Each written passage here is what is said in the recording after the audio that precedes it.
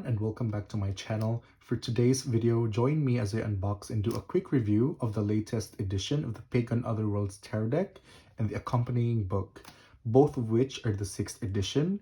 I don't normally splurge on tarot decks, I'm not gonna lie, this was very expensive, but at least I got a decent deal on postage cost and no import tax, thanks to Marian from twosidestarot.com. I will leave a link in the description box below. If you live in Australia or elsewhere in the Southern Hemisphere, be sure to check her out.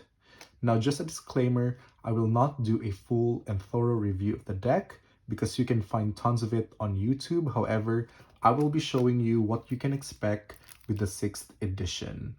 Now, you will know what edition you have because it will say it here on the seal. And this deck holds a very special place in my heart, primarily because this is a gift from my partner for our anniversary. I did tell him that this is my soul deck, I need to have it. I've been kicking myself for not getting this long time ago, but now I'm so happy I finally have it in my hands. Now, I just got this today from the mail, and let's unbox it together. All right. Now I have finally taken off the plastic wrapping. You can finally see how beautiful they are. And let's just take a moment to appreciate this beautiful box of the Pagan Otherworlds Tarot. Now this is a top box made from heavy paper stock with gold foil embossing.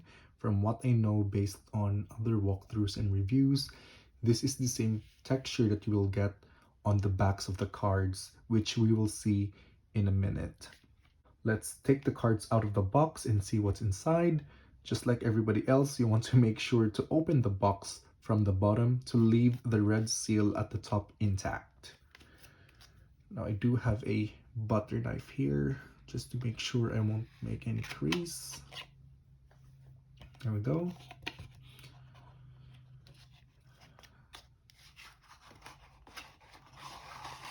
Ooh.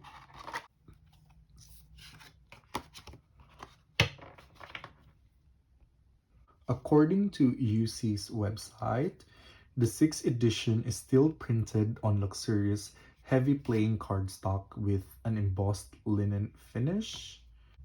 And the deck consists of 84 cards instead of the usual 78. So there are 6 bonus cards which consist of the moon phases, and you will also get the Seeker card. I just wanted to talk about the cardstock and quality in general, and I think this is where the Pagan Otherworlds really stand out from the rest, and I'm sure that those that have this deck will most certainly agree. Now, the decks are printed with a linen finish. You can really feel the texture once you're holding the card, and I'm sure this will shuffle like a dream and will glide through your hands with ease. However, I'm not gonna shuffle this yet because I want to keep this in pristine condition and I don't want to be using this as a working deck. The cards are a bit larger than your standard tarot deck. I do have one here for comparison. You can see that the Pagan Otherworlds is a bit taller, but it's not that massive. Let's move on to the flip through.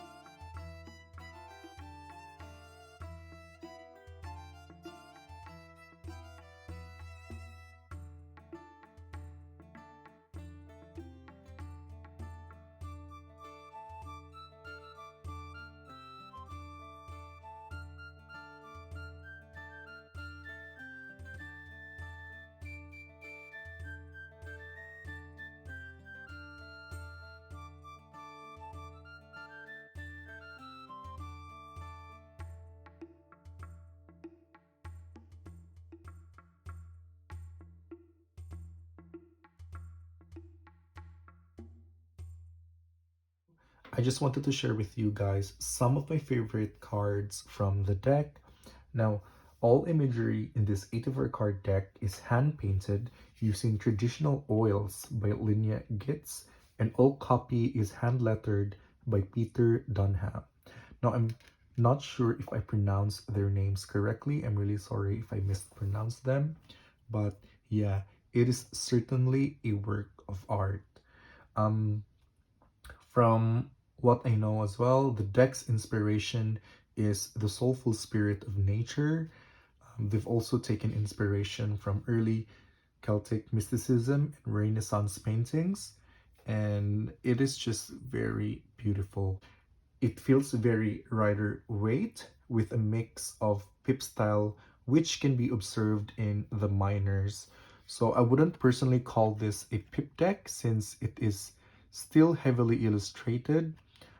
It just doesn't depict people in the minor arcana. So with this, for example, this is one of my favorite cards in the minor arcanas. You can see that the Four of Wands, even though that there are no people in the card, you can clearly see that this is about, celebration, union, something like that.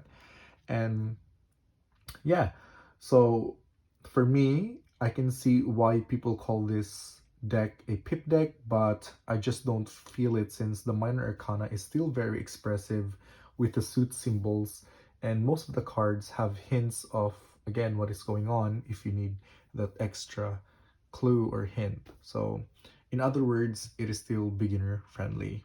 The quality is just amazing, and the people depicted in the cards are my favorite, and I love how they are illustrated.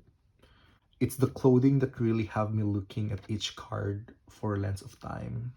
And what I like about this deck is that when you look at the images, it just feels like I'm part of this world. Like it will truly take you into this setting, and you can just meditate on the images and feel like you're part of the cards. So that's part of the magic of this deck. So those are just few of my favorite cards. And now let's move on to the accompanying book and see whether or not you should get it with the deck or should you just get the deck alone. Let's take a closer look at the accompanying book, which is titled Tarot Notes from the Pagan Otherworlds. Now, this is authored by the same artist and designers of the Pagan Otherworlds Tarot.